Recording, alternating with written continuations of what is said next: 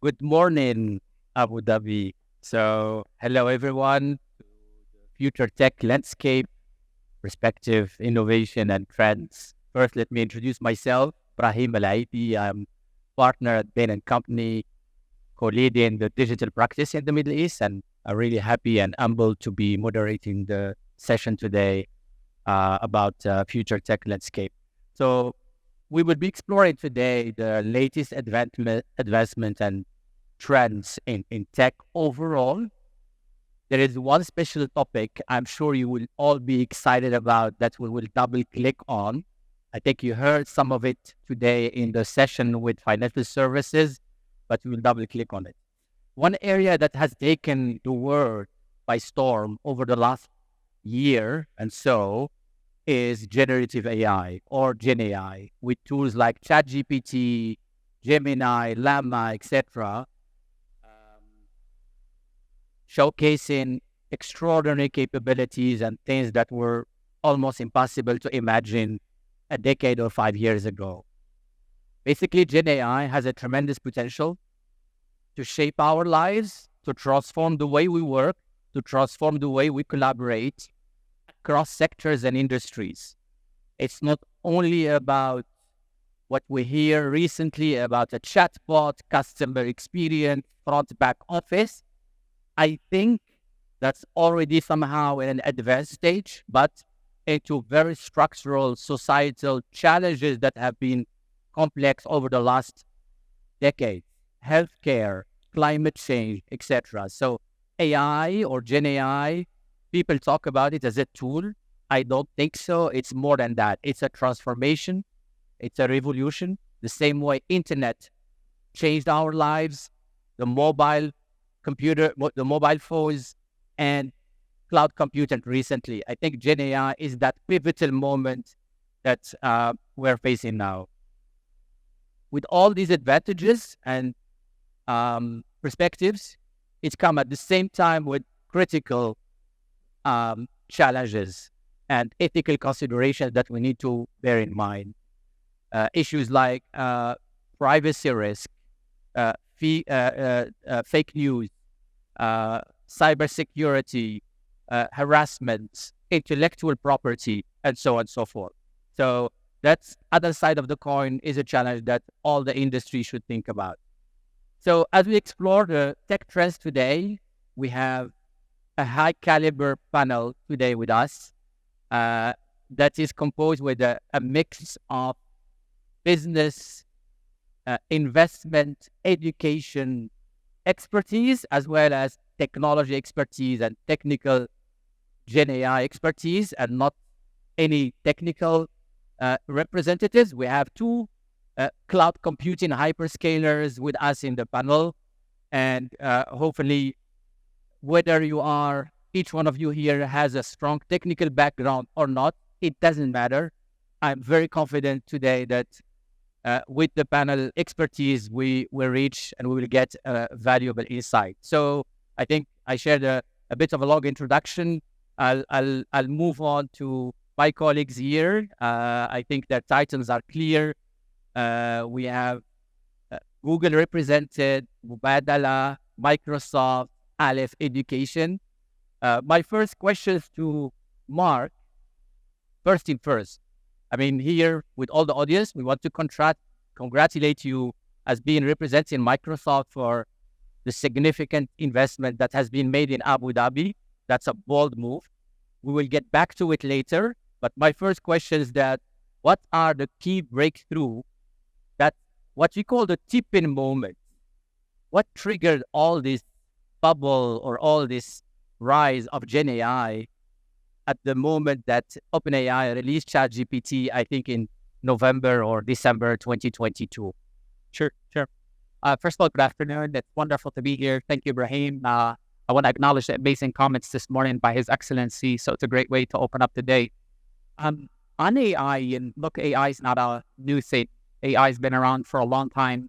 I think the term was actually coined in 1955 by John McCarthy in his work in Stanford. So if you look at what we've gone through in these platform shifts, it's been really amazing. The 80s was the first platform shift that we saw, and that was the PC. The next platform shift was the 90s, and that was the internet. In 2000s, look at everybody's holding a phone. That was really the mobile kind of platform shift. 2010 was the cloud. So the platform shift that we see today rapidly is obviously AI and Gen AI, to your point. And I think the best example that I can give, I remember you mentioned November. Just a few months after November, in January, I phoned up my daughter in US. She's studying at the university, and I said, "Did you hear about this ChatGPT?" And she said, there's like this silence. And then she said, "Didn't you see my grades?" So I said, "Wait." And she said, "No, we're being asked to use it in school and the university. We're just a few months old." But that platform has taken the world by storm.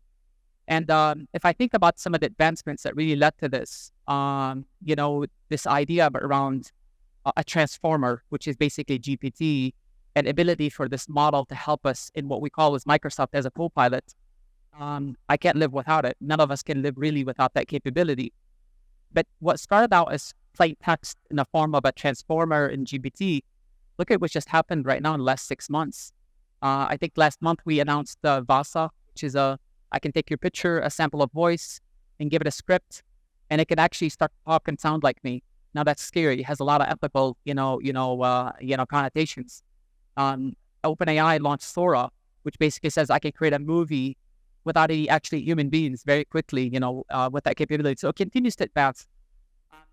What we feel and what we're excited to continue to see in the work that we're doing is making sure that this is actually being deployed and used responsibly. I know we'll talk about that in a little bit.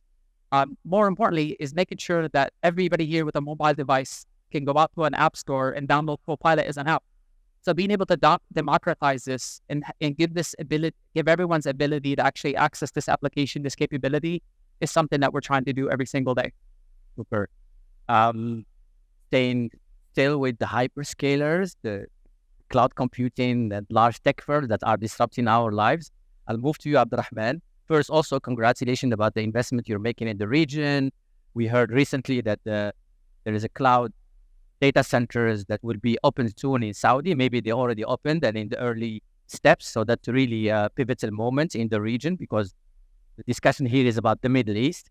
And also, I know that you released Gemini and that you're scaling up Gemini as a large language model.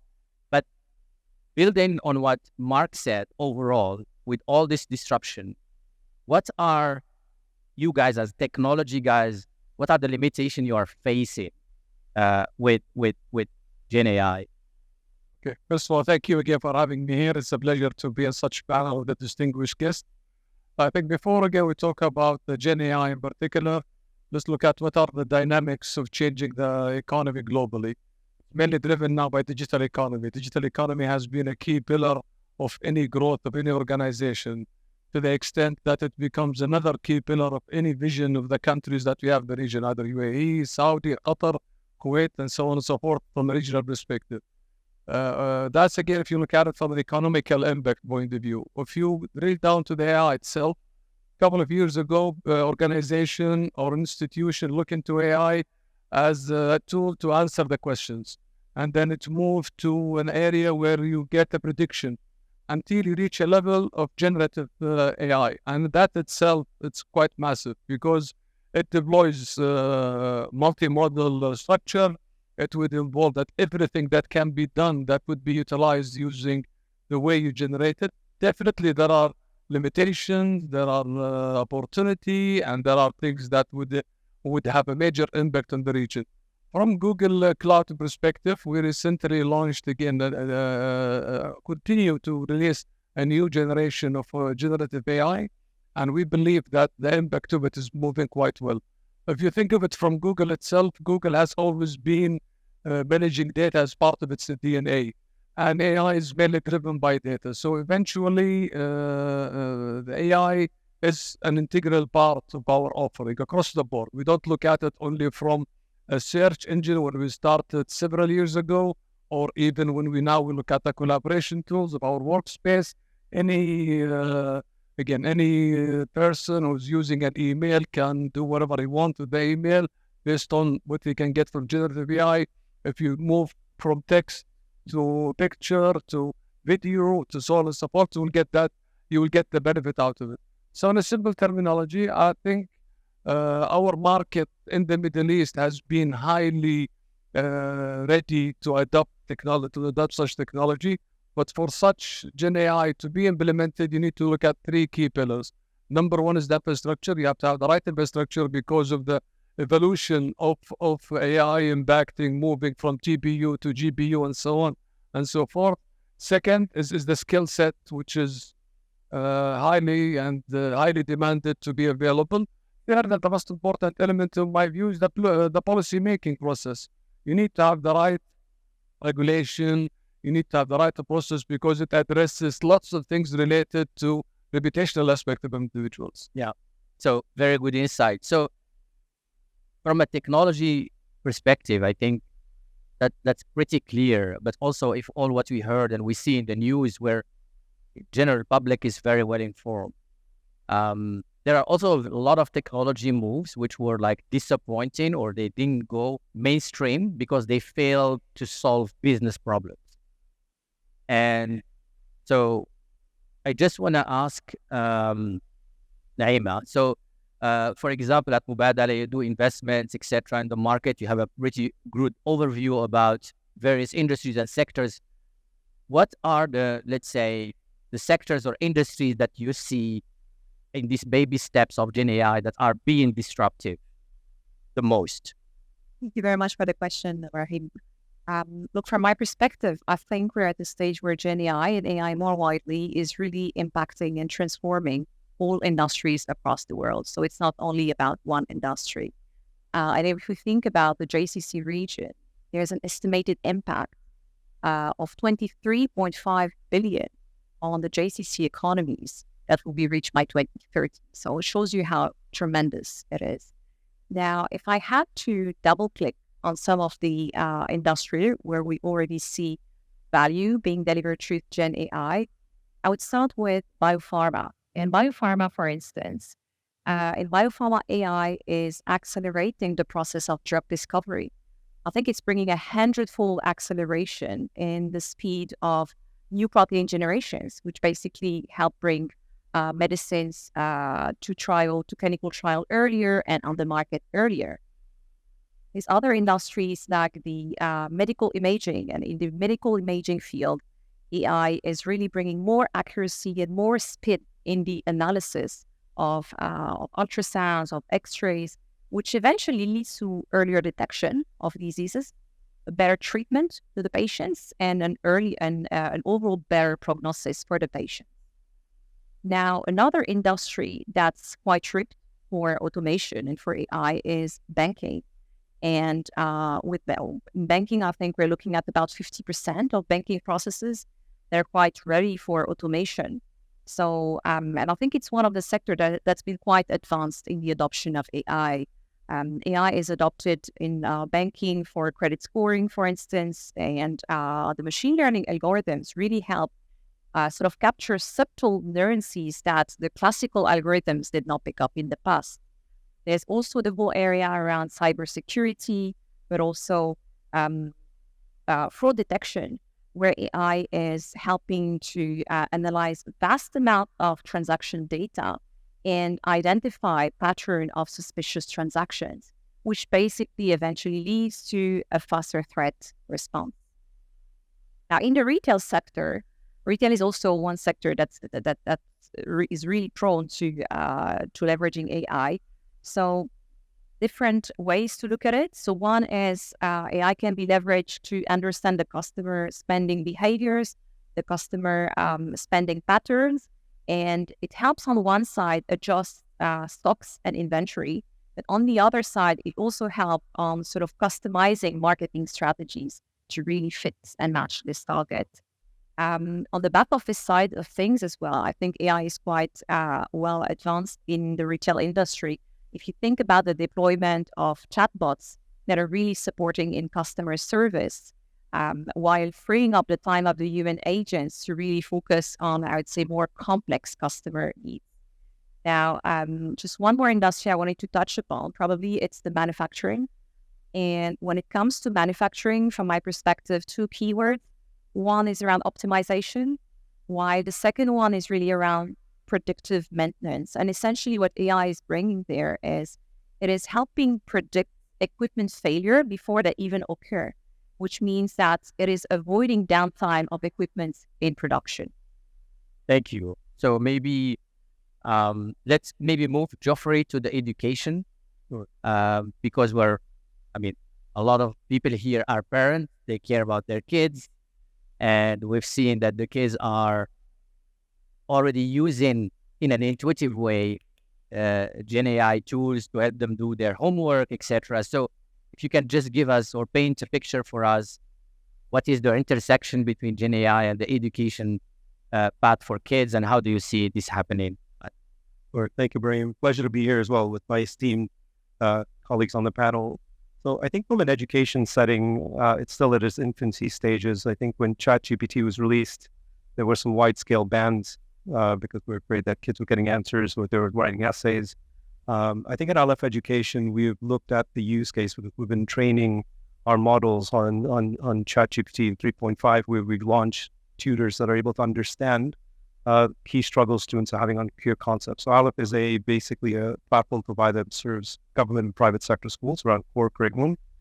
So for students just struggling at a math concept, we've built tutors and trained tutors that act as a companion to understand what are those actual skills that they're studying. So it could be something around geometry, and that tutor, based on ChatGPT 3.5, will essentially allow that student to understand those key misconceptions.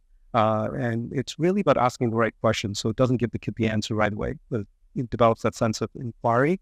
Those students can continue to learn at their own pace. It also acts as an accelerant in terms of students that want to learn about new topics. But then on the flip side, let's talk about the teacher. For many years, teaching practices have been consumed, or teachers have been consumed with a lot of administrative burden.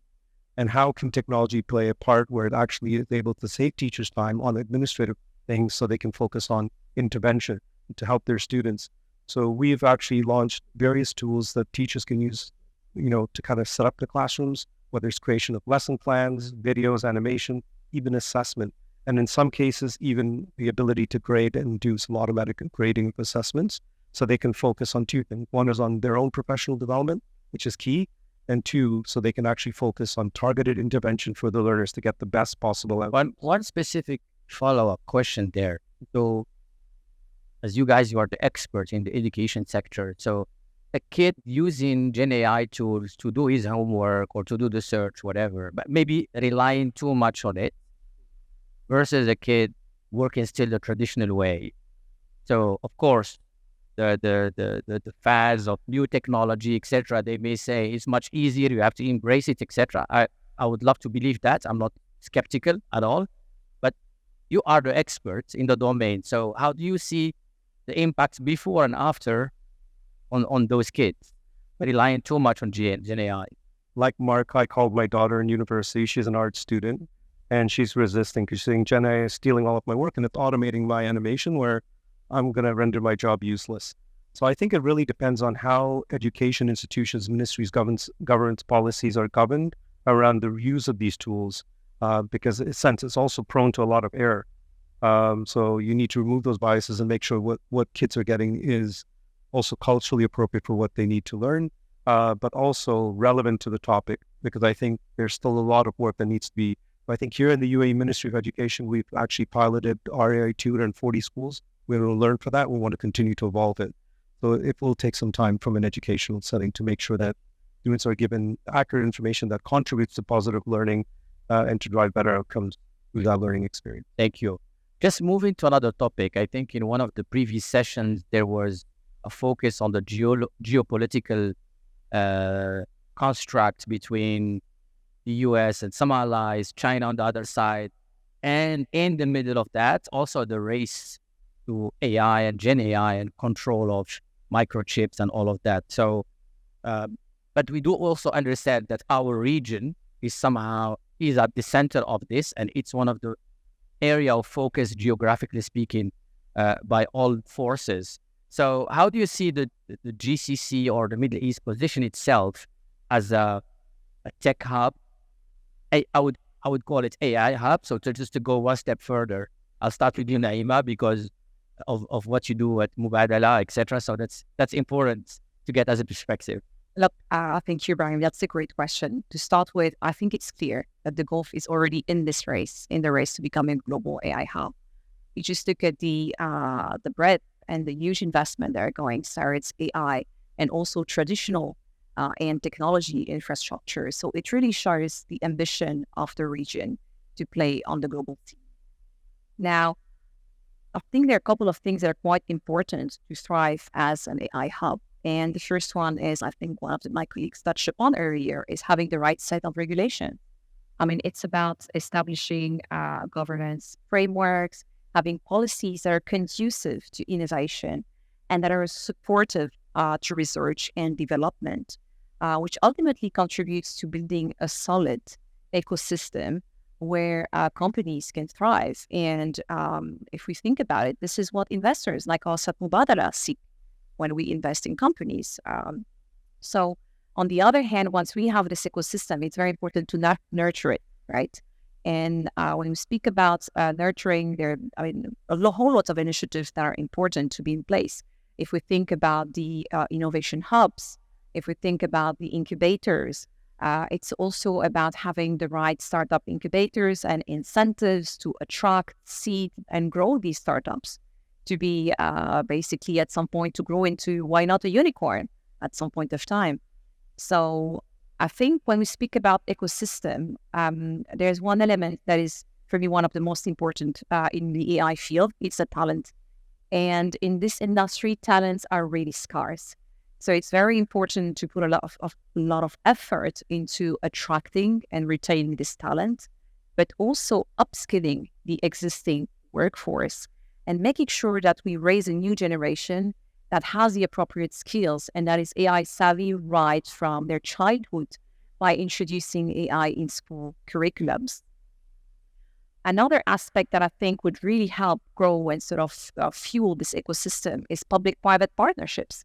I mean, it's also a key differentiator when it comes to attracting investment and making this ecosystem even more vibrant.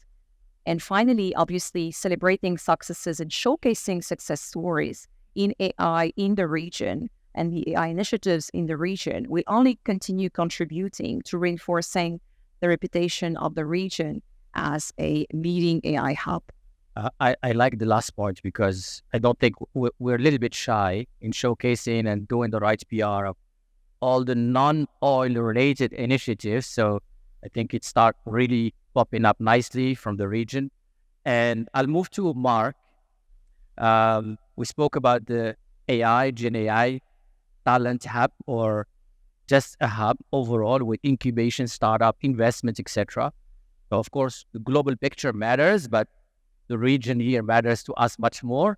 So with your bold investment move from Microsoft that has been announced publicly recently, so how do you give us a little bit of insight about that, but give us also insight, how do you see the region positioning on the global landscape when it comes to AI?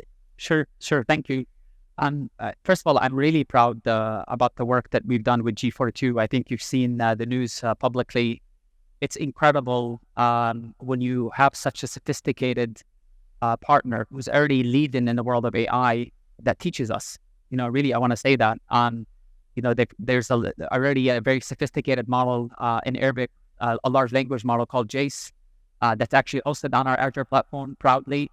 And that's, when I look at the region and I see how many clients are saying, wow, there's this amazing, really well-trained model that I can just tap into to actually enable into my systems in a multilingual way. I love what that means for the region here. Similar in Saudi, incredible investments there on large language models, training, fine-tuning, and so on. If I look at the landscape of what I see on a global scale, some of the best work on AI is happening in GCC. Really, I want to say that twice, like some of the best work in the world is happening in GCC. It's incredible how they're challenging us, our engineering teams, all of the product groups to really bring all of the capability that we have in terms of how we've trained GPT-2 and 3 and now 4. You're going from 100 million parameters to 1 billion parameters to 1.7 trillion parameters. So being able to bring that expertise to an amazing country like UAE, to the rest of the region, investing in Saudi and in Qatar and all of them, is incredible. So this is huge. Now with the G42, what you were leading to, we're making $1 billion investment in the ecosystem. That means skilling, it means partners, it means tech capability. That's incredible in terms of making sure, as you mentioned, I love your comment, we're definitely in this race and we're accelerating in the race to lead the world. Many of my European colleagues, I cover Central Europe and Southeast Europe, they're telling me, how are these innovative governments doing it? And in many cases, they will not be left behind. They want to lead this on a global scale. So it's incredible what we continue to see. And the sophistication of what we're bringing to the data centers that we have in this region is just it's just incredible. Yeah, before we move to these are all opportunities and building the tech hub to diversify also from oil and getting the spotlight on global stage. So before I move to the next question about ethical consideration, I just want to, Abdurrahman, from a Google side, we know there's so much going on and also in the region. So if you can give us a little bit of perspective Sure. on the front as well. Sure. No doubt, again, the Middle East region, in particular GCC and UAE, again, in specific, are really an area of focus for any large organization because of many aspects, because of the market or the economical impact and many aspects associated with that. That's number one. From Google perspective, we have been extending our investment across the region in UAE, and Qatar, Saudi, Kuwait, and even we're going beyond that to serve even Africa and Turkey from the region here. And that gives an indication the investment that we're doing is really significant for us in this particular region. For us, it's sometimes it's the chicken or the egg. We would like to ensure that we develop the right skill set, i.e., and we go with number of center of excellence in every country, trying to elevate the skill set to address the demand, because now any non-computer literate, or I would say computer literate, but non-technical expert can easily use Gen AI with the open source long language model, can easily develop modular aspect with the system. So taking that into consideration, from our perspective, we are again extending our investment. We have been highly involved with many government, and the way we see it is not only to work on addressing the infrastructure, but also try to work on hand to hand with them on developing policy and regulation, because for AI in particular, this is a fundamental element. And if the government does not support the AI researchers and the supported startup to enable them elevate the level of readiness, then it would become a challenge at a certain point in time. Yeah. So just moving to the ethical consideration of AI. So there is a rise going on. There is a huge enthusiasm, which is a very good thing. But on the risk of bias in training the data, fake news, harassment, issues on IP as well, and all of that. Maybe my first question to Naima. So how do you see this managed, or is going to be mitigated in the UAE and in the region on ethical consideration? I think when it comes to ethical considerations, there are several aspects. The first one is around the regulation, and I can't reiterate enough how the regulation is going to have a critical role. I think for me, it's really a collaboration and a joint effort between the regulators, the academia, and the technologists and tech giants to make sure that we're developing and deploying AI for the greater good of humanity eventually. And I mean, when it comes to the technical aspects of sort of mitigating, let's say, the risk of lack of transparencies, there are definitely solutions, technical solutions out there around explainable AI and other sort of technical methods that would help break this black box effect. Now, the question is around striking the right balance between the compute that it consumes and the speed of the results you expect. So from my perspective, it's very important to make sure that we have both regulators, technologists, and other parties collaborate all together. And I mean, if we think about the biases, I mean, we're all to some extent biased in a way or another. So it's very important to take the time to make sure that the sample data that are used to train the models are as bias-free as possible. And that requires effort. And it's important to make sure that these efforts are sort of put in place, especially when it comes to sensitive use of solutions. Let's say credit scoring, for instance. We all know that if you feed the model some data that is biased towards a specific category of people, the output is going to be as good as the data it's been fed on, right? So absolutely a lot of things to be sort of really spot on, but scary at the same time as well. Sorry, I can't reassure you any more than this, but I'm really confident because we see a lot of effort from the regulators across the globe around this topic. Yeah. So Geoffrey, very curious to hear your perspective on that. Yeah, just to build on what Naima said, I totally agree. I think there's a couple of things in terms of first, a lot of these models and AI in general, generative AI, consume a lot of data. But how do we safeguard that data in terms of data privacy protection? And we ring fence that to make sure there's no misuse and no leaks. I think that's number one. I think my colleagues have all talked about the bias. I think it's very important that there's a intersection of machine and human intervention to look at biases and to make sure that we're not casting the wrong judgment, especially when it comes in education, but across industries. And I think also we need to look at the green element. I think His Excellency opened up today, training these models take a lot of computing power in terms of electricity and water. So I think as we think of broader spectrum scalability and accessibility, we have to figure out ways to consume less natural resources as well. Thank you. I have one more question. I mean, I'm sure everybody has been following the stock market over the last, 12 months, 6 months, and everybody has seen the rise of NVIDIA with its monopoly in the market for the compute, for the GPUs, etc. And you guys, you're helping them. Basically, principally, it's you, Amazon, making them rich. But Gen AI is very, very expensive, right? Especially as deployed at enterprise level, it consumes a lot of energy.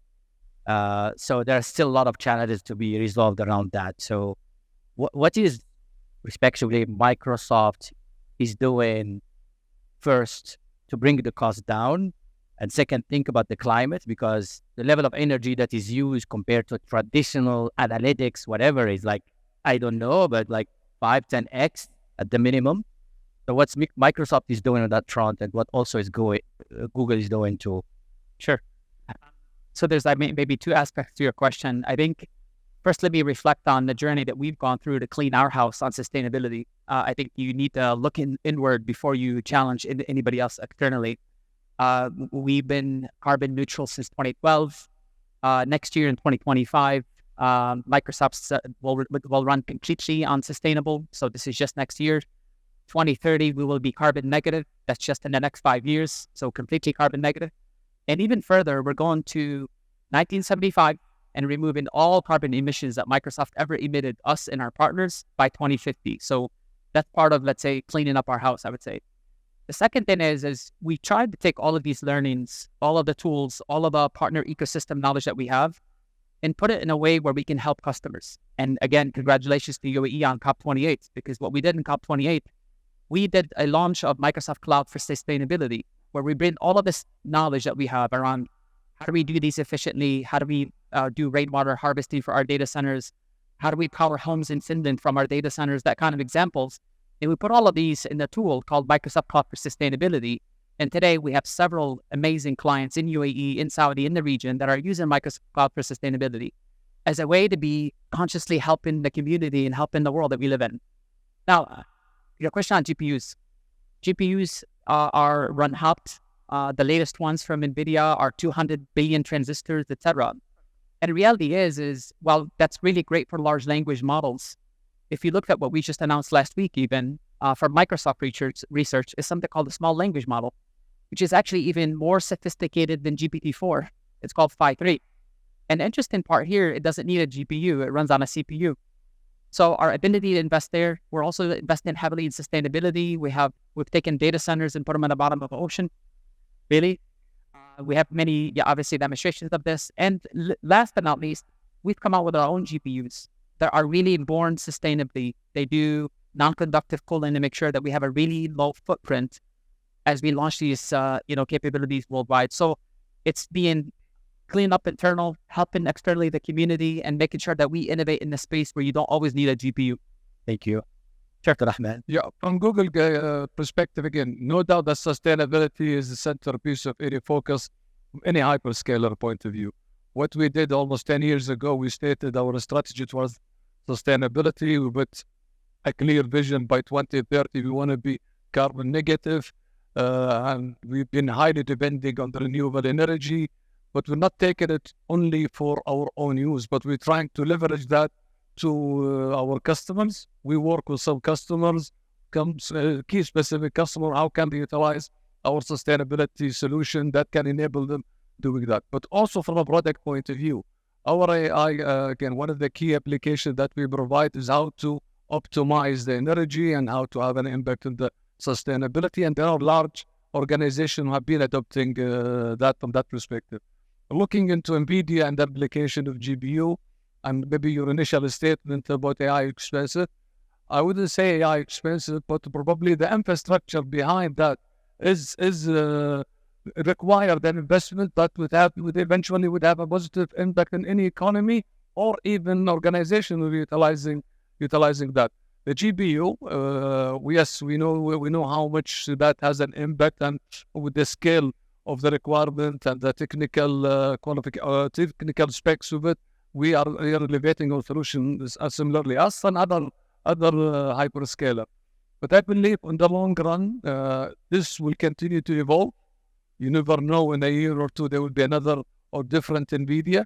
We are in an industry that's highly visualized, and it goes again from stage to another. But we are now in a very, very rapid speed that I would believe will have probably a new technology in the next 2 to 3 years that yet no one would know about. Yeah, it's not if, it's just when. So we have one closing statement for each one. So I'll start with you, maybe Naima, but if any one of the panelists or two so can touch upon about the future of work. For so many of us working in different, in the service economy, etc. So is there a threat on our jobs? What is Gen AI impacts on this? So if anyone want to touch upon this, that would be great, but you're free to give us your future perspective about Gen AI. I'll start with Naima. Okay, so I'll try and make it short. We have only 3 minutes left. So from my point, I just wanted to highlight the fact that we are really reaching this inflection point where it's not only about AI as a technology, but it's about AI as an enabler to build a competitive edge and to start basically delivering extensive value. But eventually, we're also at the beginning of a journey, and AI is still evolving as we speak. So there's going to be limitations, and regulations are going to be very important into curbing these limitations. But I think I will leave you with one statement from my perspective. So I think it's important for everyone to understand that AI needs to be adopted, but it needs to be adopted in a gradual and in a responsible manner to make sure that we harness all of its power while mitigating the potential risks it comes with. Abdul Rahman. Actually, I would not say that AI is a threat to workforce, but I would rather say reform of the engagement. 5 years ago, when the emerging technology, IoT and AI starting to be implemented, if I am not mistaken, there was a UN report indicated that in 2 years from that time, there will be jobs that have never been thought of. And that's what's happening now. We see many robots. Earlier we saw robots. Now we see things differently. I think what's important about AI is not only it will not limit the workforce, but rather addresses the productivity. I.e., if anyone is doing whatever they do, things would be done differently. What has been done earlier could be done completely different. And I think that what would make us successful in this region is to continue our investment in the infrastructure, because I think we have a huge opportunity from the GCC perspective and Middle East in general to drive the AI. Yes, we have been adopting the technology for many years, but this time I think we have an opportunity, depending on the almost more than 60-70% of the population of most of the GCC countries are under 30. That gives you an indication of the huge opportunity. Gen AI can develop a new generation, new startups, new unicorn that can lead the business from the region in particular. The future is bright there. So, Geoffrey and then Mark, please. I think as AI rewrites the future of what machines do, we need to think about, as humans, the future of what we contribute to. And I think that intersection, and I think we've talked about it, of leveraging these tools for the betterment of society. Again, there's a lot of work to do. I think, again, we've all mentioned we're scratching the surface, but the potential is tremendous. I mean, if you look at global GDP, AI contributes about 1% today, and it's expected to grow tremendously. So I think we have to come together to embrace it, to work with it, to have the right policies, the right governance, because it's here to stay, and it's going to be very disruptive, but hopefully not destructive. Mark, this beautiful museum of the future, I'm sure all of you've seen it. I asked when it first came up, like so many people, what's written all over this? What's this beautiful calligraphy? And finally, one of my colleagues in Microsoft told me, there's this amazing quote by His Highness. Basically says, the future belongs to those who can actually imagine it, design it, and create it. It's not something you wait for. You got to go and create it. It's a beautiful quote. And I really, when I think about Copilot and think about the work that we're doing, whether it's enabling my 82-year-old mother to interact with government services and get healthcare, and she thinks she's talking to a human being, it's incredible. I think Copilot's changing the world. And ultimately, when I think about your question around the future of work, AI will not replace me or you. AI will replace somebody who doesn't know how to use AI, or somebody who knows how to use AI, right? So AI is not going to replace us. AI is going to replace somebody who actually knows how to use AI. With this very positive, ambitious, bold statements, and you've proven you have bold moves with the recent investments. So thank you so much. I hope you liked it and enjoyed it, and looking forward for next meeting, inshallah. Thank you.